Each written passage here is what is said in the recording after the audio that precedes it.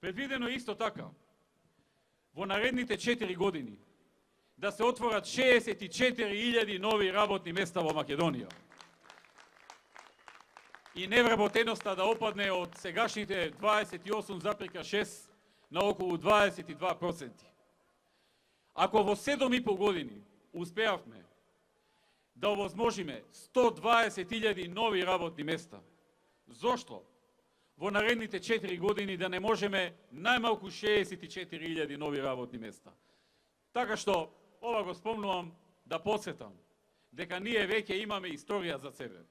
Ние за 7,5 години отворивме 120.000 работни места, сега со овој залез што го има во економијата, можеме комотно да ветиме 64.000 нови работни места и да не се доведеме во ситуација утре тоа да не можеме да го исполниме.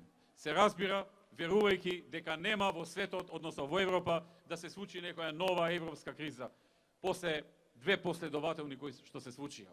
И нема ни такви предвидувања сега за сега.